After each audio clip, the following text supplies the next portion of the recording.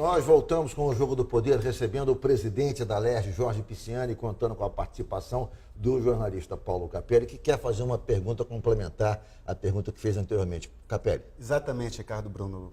O deputado Jorge Pisciani chegou a falar, alguns meses atrás, a aventar a possibilidade de impeachment do governador Pezão, expondo as divergências do presidente do Poder Legislativo, do chefe do Executivo.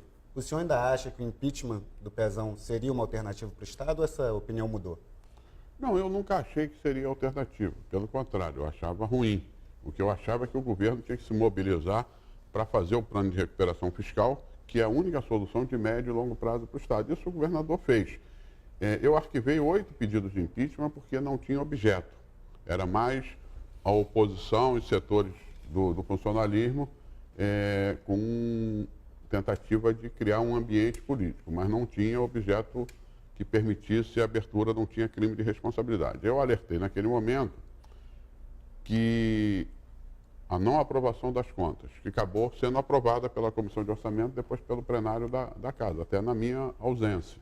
Mas, contra um parecer do tribunal, né?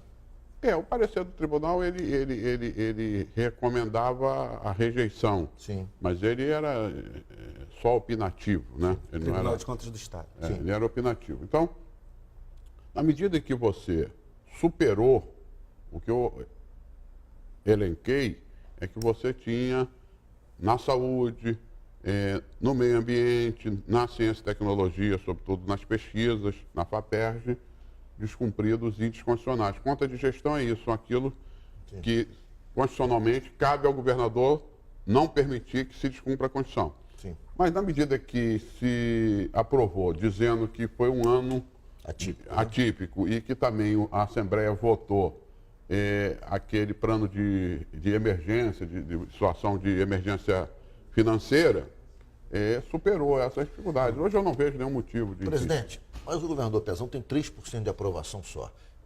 Na capital. Pois exatamente. E tem uma avaliação aí, inclusive a Veja publicou nessa semana, os governantes mais mal avaliados da história. O Pezão está entre eles, o presidente Temer também. Bom, o fato é que o Pezão é do PMDB. Até que ponto isso contamina o PMDB? O PMDB está quase 20 anos à frente do governo do Rio. Quase há 20 anos comandando a máquina do Rio. Isso pode macular de alguma maneira a imagem do PMDB e impedir, por exemplo, ou dificultar de maneira muito forte a vitória do PMDB nas eleições municipais no Rio de Janeiro com a candidatura de Eduardo Paes? Até que ponto isso contamina o processo eleitoral? Não, é evidente, Ricardo Bruno, que não é uma situação confortável, né? Nem a aprovação nacional, nem a aprovação do governo do Estado. Mas, evidentemente, que a população sabe avaliar. O Eduardo Paes fez um governo exemplar. Ele, do ponto de vista da gestão, ele fez muitos investimentos e reduziu a dívida da prefeitura, né? E essa situação só comparada ao César Maia, que também reduziu a dívida líquida da prefeitura. Então, nós vamos formar uma grande aliança. E os nossos adversários também estão aí cheios de pecados. O Índio foi secretário do Cabral, do Pezão e do Eduardo Paes. E agora é do Crivella, que é um desastre. Então, eu acho o seguinte, as pessoas vão ser julgadas pelo aquilo que fizeram. Ninguém nasceu colado em ninguém. Ser do mesmo partido não quer dizer que se vá mal. O PMDB é uma frente. O PMDB nunca foi um partido, exatamente por ter sido o partido onde se agregou aqueles que lutaram pelas liberdades democráticas, contra a ditadura. Ele sempre teve um perfil de frente, por isso ele é muito forte regionalmente. Falar em frente, o senhor acha que pode trazer o César Maia para essa frente, compor uma chapa? O senhor falou em trazer o César para ser candidato ao Senado, numa aliança com o Eduardo Paes, é isso? Eu gostaria muito, eu já fiz a campanha do César para o Senado na eleição passada, infelizmente perdemos, e a eleição assim mesmo, também já perdi para o Senado, mas eu fiquei muito feliz da minha caminhada, não só minha, como dos meus filhos, ao lado do ex-prefeito e do vereador César Maia. É um homem extremamente preparado. Acho que seria um orgulho para o Carioca e Fluminense, para o Rio de Janeiro, ter o César no Senado. Certamente é o quadro mais preparado do Rio de Janeiro para estar numa casa como o Senado, que é uma casa revisora.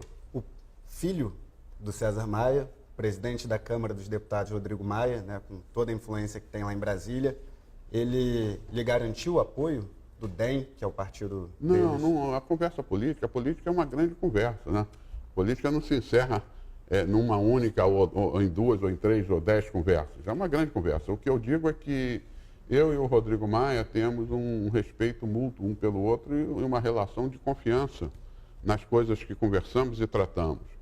O que nós concluímos da nossa última conversa é que estaremos juntos nas eleições.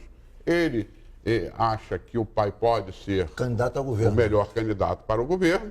Exatamente. Eu digo, olha, eu acho que a melhor chapa é o Eduardo para o governo e o César para o Senado, até pelo perfil do César. Acho que o César seria um grande ganho para o Estado do Rio de Janeiro no Senado, e o Eduardo, um pouco mais jovem, para tocar uma recuperação do Estado, talvez tivesse mais motivação, né?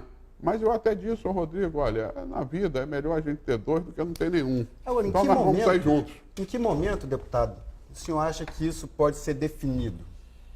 No momento certo. Pode ser nos 45 do último tempo, do segundo tempo. Deputado, o senhor falou há pouco, soltou uma frase que eu queria que o senhor explicasse um pouco melhor. Quando falou do Crivella, do prefeito Crivella, o senhor falou é um desastre. Explica melhor por que é um desastre, deputado. Olha, vamos para a ordem urbana. A cidade está destruída, a cidade está abandonada, a cidade não tem ordenamento.